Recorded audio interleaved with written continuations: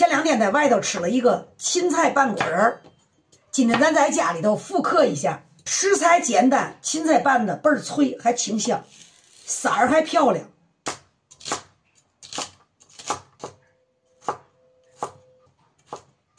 洋葱不要多搁，配一点儿。这个菜主要就是蒜油跟料油，炒芹菜的水里头加一点盐，再点一点小苏打。准备凉白开，这些个东西生的都能吃，就是一变色就完。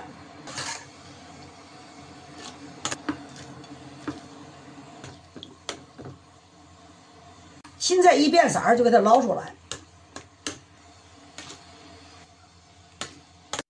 一个卤肉料包，1片姜、果仁、盐，煮熟，把水控净，把这个卤肉料包提了出来，搁在川台上晾上，下次接着用。第一步，料油，给这个菜拌一下，带叶的菜也不出汤。为嘛饭店的凉菜好吃？蒜香油拌的就叫蒜油。拌凉菜不可缺的就是糖、味精、盐少来。